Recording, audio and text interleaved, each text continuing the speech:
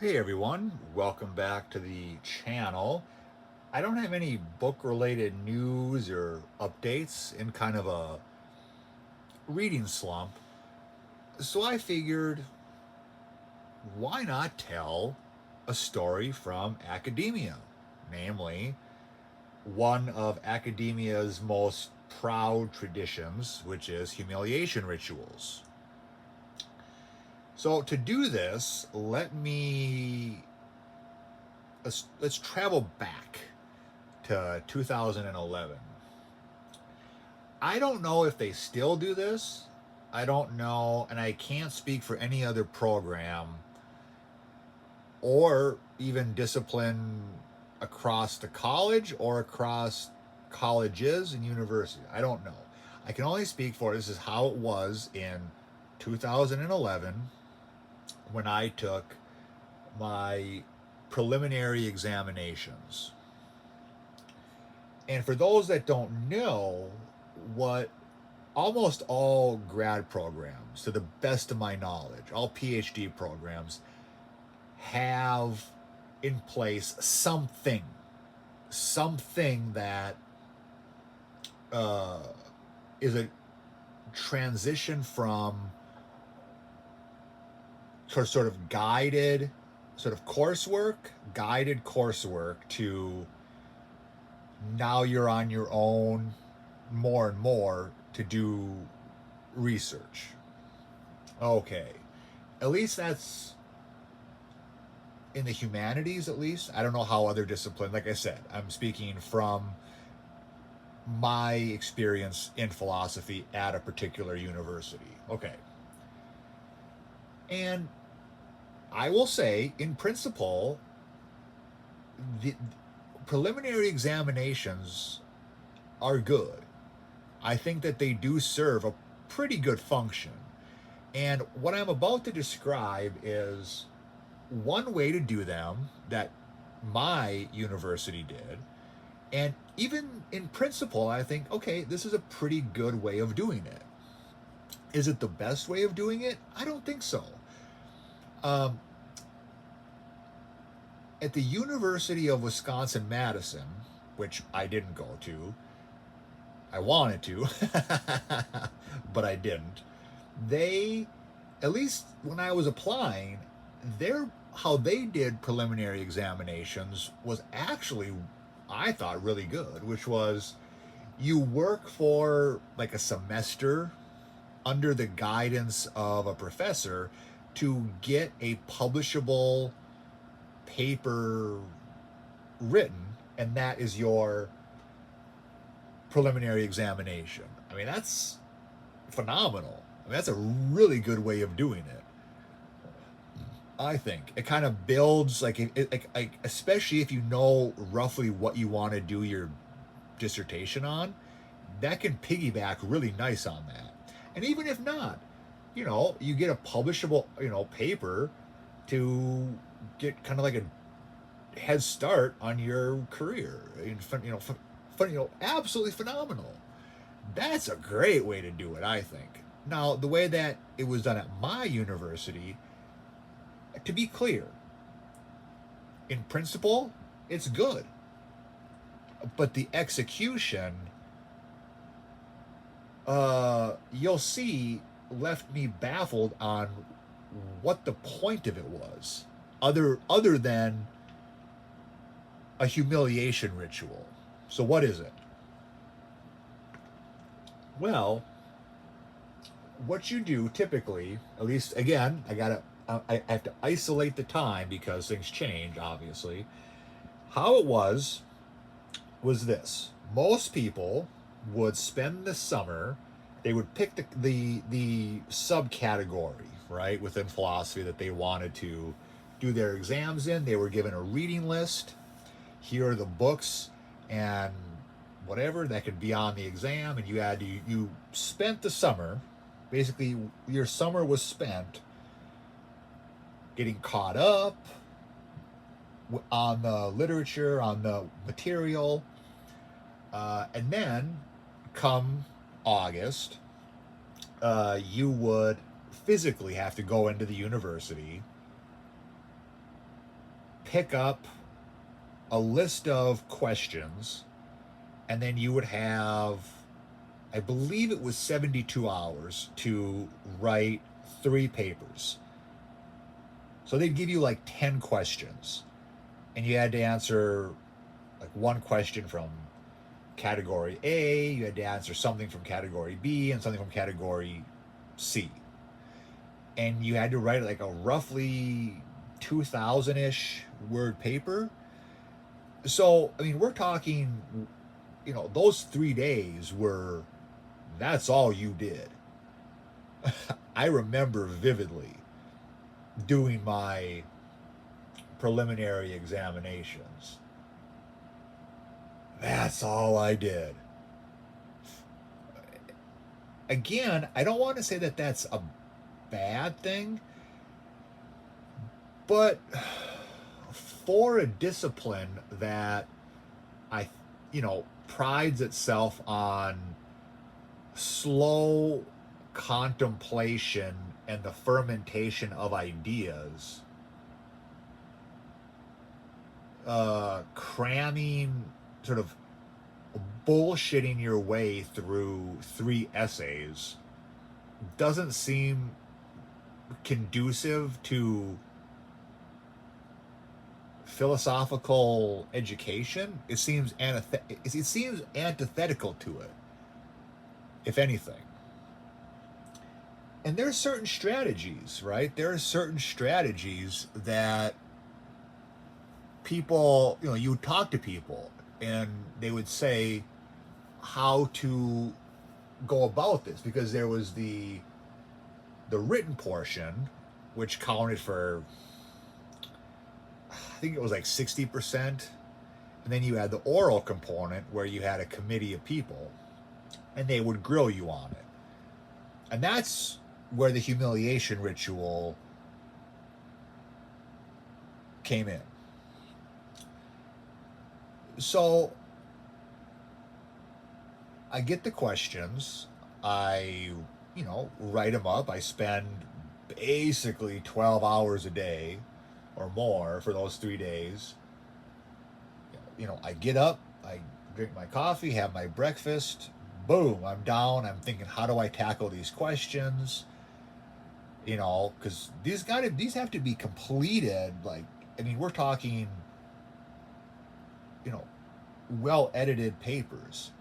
And also, I want to just pause here and contemplate how weird it is that that no academic would tell you, no teacher would say, you know what? Here's this paper that is due, right? And they, like, imagine if you saw a syllabus and the teacher gave the advice, okay, well, you have to have this, 5 to 7 page paper in by March 1st. And they go, oh yeah, but you know what? You can just wait till, February 27th, 28th to start it. Nobody says that. Like, we can't agree on much in this world, but I think we all agree that waiting till the last minute and cramming isn't conducive to learning. But yet we do that, yet that's how it was structured.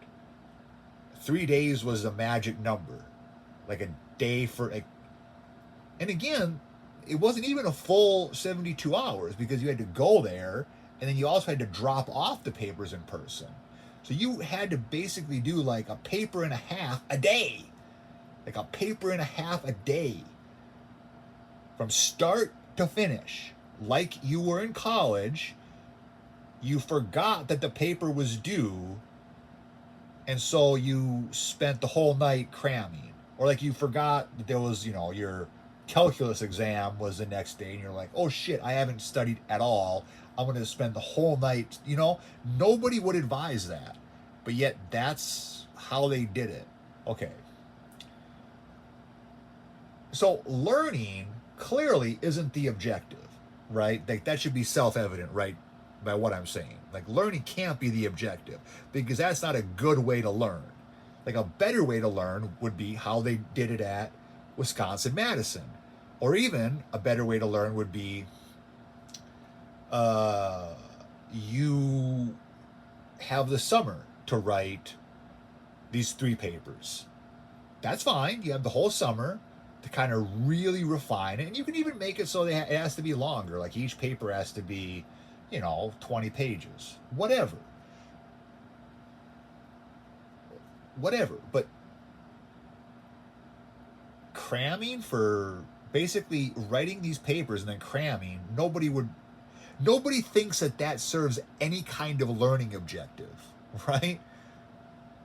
Um, and so the point isn't to learn, and the point isn't really to evaluate your understanding and your knowledge of the material, because the advice given for when you go into the oral examinations is, at least again, this is what I was told, this is what everybody in my cohort was told, was you bullshit your way through. Because they're going to try to catch you in, they're going to try to trick you and kind of catch you in stuff. So we're not dealing with honest people in this capacity. I'm not saying that the committee members were acted in general dishonestly, but in their position, we're dealing at that time very dishonest people trying to trick you, trying to stumble you up. So at that point, you're not evaluating whether you know the material. You're measuring whether you can out trick somebody. This reminds me of like the old George Carlin skit when he talks about businessmen, where he goes, the goal of the businessman is to assume that the other person aside from him, when he sits down to do a deal, is to fuck you. Is to fuck him. So you have to fuck him harder and faster. That's what it reminds me of. Like when you sit down in the oral examinations, the goal isn't to get at some kind of truth. It's not to get at a deeper understanding. It's not to evaluate whether you understand the material. It's whether you can take the hazing, take the bullshit questions, and again, bullshit your way. Like if they catch you in a blatant falsehood, you have to, eat crow and go, yep, I messed up. But if they try to catch you in something that is like a little bit weird, to just double down, right? Like instead of sitting there and go, maybe you're right, maybe that is a good, maybe this is what Locke would say, or maybe I was wrong. No, you have to double down. Unless they catch you in a blatant falsehood. Like if you have this wild theory about what Kant said or Locke said or whatever, and they press you on it, you have to be like, and they go, is that really what you believe? Yes. Again, not honest. Not. I know it might seem like I'm droning on, but I really want to emphasize how the whole prelim was, I can't make sense of it other than to say it was a humiliation ritual, because I don't see how it could serve to evaluate my understanding of the material.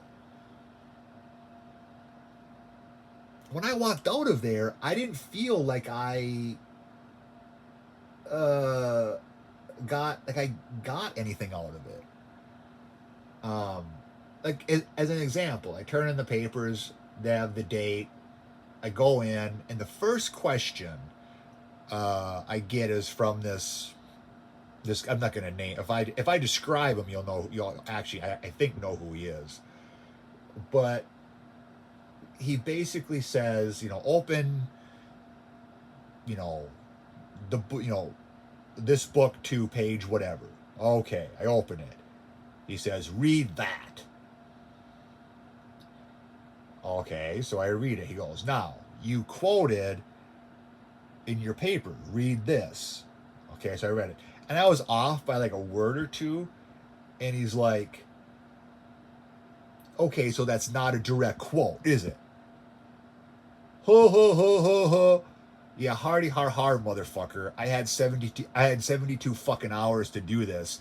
Yeah, in the quote, maybe I put a the instead of an a. You got me. And I think that's what I said. I go, yep, you got me. All right, bitch. What else? This is really a real productive use of my fucking time, is what I was thinking. Um,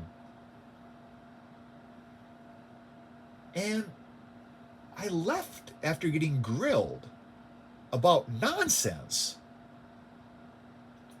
And I mean, uh, spoiler, I passed, but I was like, what the fuck was the point of that? And that was kind of the first thing that I think that was one of the first things that really left me a little bit bitter. That even though I passed, I felt like, what are we doing here? Is this like an initiation ritual?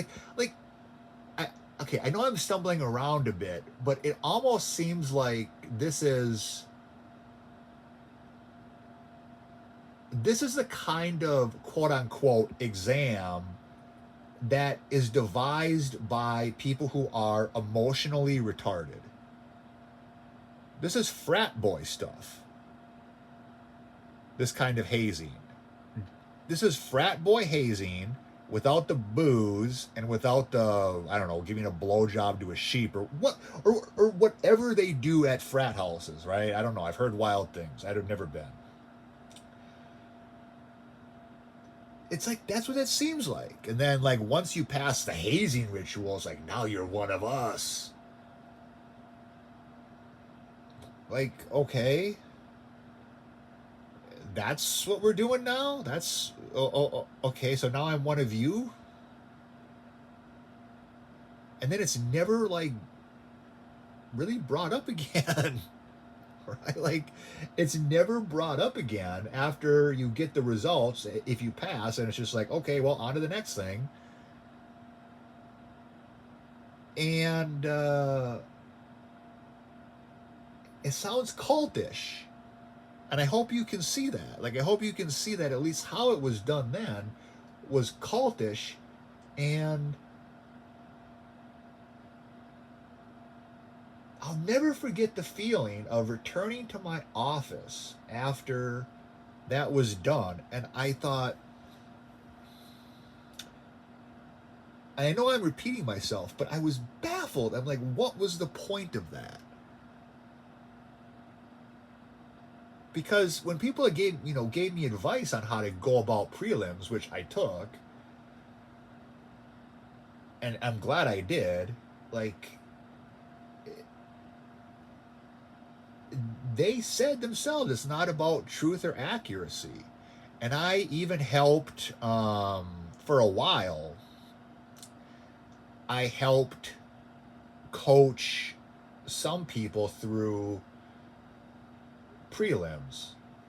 Eventually, they said I wasn't allowed because I was too mean. But I was only mean because they are. Like, if I knew who was on their committee, I knew who would be the meanest. You know? And so I used to, do practice. I used to volunteer to be a practice prelim examinator. And I will admit, I was a fucking prick. Not because I wanted to be, but because I knew that no matter how much of a dickhead I was, they were going to be worse. And eventually I was told, oh, you're hurting people's feelings and whatever. And it's like, okay, okay, that's not the point. The point is to prepare you for this grotesque ritual. But whatever. That's the story I got. I know it was rambly. I hope it wasn't too rambly for you. But that's one of many stories. Now, if you want to hear more, because this is the tip of the iceberg, and there are ones that get far more depraved. There are ones that get that are more depressing. This is more of a, I don't know, fun one, I guess, if you could call it that. If you want to hear more of these, I'm happy to do them. I've got, off the top of my head, I can think of like 20. So I can run this for a while. I can run these academic humiliation stories and horror stories for a while. So if you want to hear more, just let me know. If not, I just won't make them. I don't feel the need to speak into the void. And I guess if you're wondering why I'm telling you this, it's if you're considering going to grad school, they're going to tell you one image when you apply, right? They're going to tell you they're going to give you a bait and switch. And I was given a bait and switch about what I expected, what I was told it would be like, and what it was actually like. And I'm not going to dissuade you from going into grad school, but I want you to go in with eyes wide open. And I have to believe that the way that they do preliminary examinations where I was at is still how they do it other places, and it might even be how they still do it where I was at. And so it's better to be prepared for the kind of nonsense you'll face along the way. And a lot of this nonsense is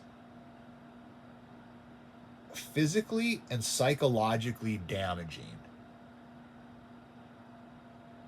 And I'm going to end with this in telling you why. Society is built around making you feel like you're not enough, that you're not good enough, so that you keep going on that treadmill, right? If you ever feel like you're not good enough, that's society. If you were content, you wouldn't buy all the bullshit that you do.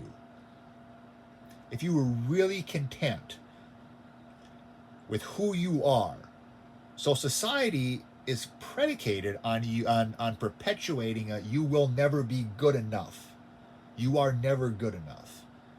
And this is amplified in academia to the point where I can honestly say in my graduate career,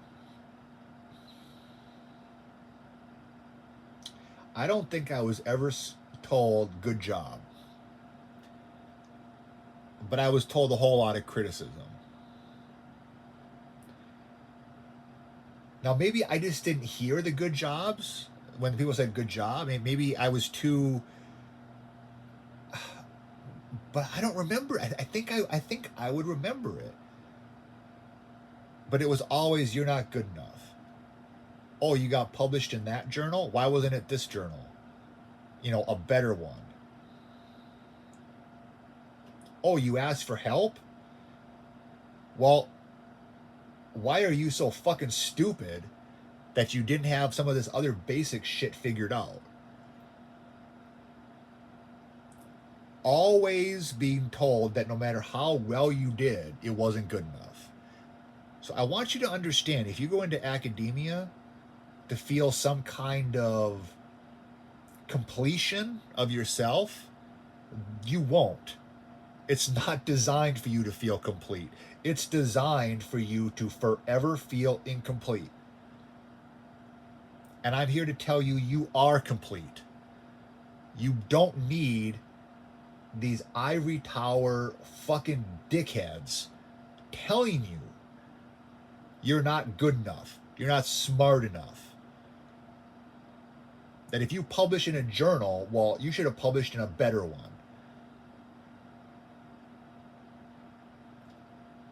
But that's what you will receive if you go to grad school, in my experience, unless it's radically changed. I mean, I graduated almost 10 years ago, so things could change. So I'm telling these stories. I'm telling this story that I just told, and I'll tell future ones if people want it, so that you go in with eyes wide open on what to expect in the battlefield, because I wasn't prepared. Academically, I was.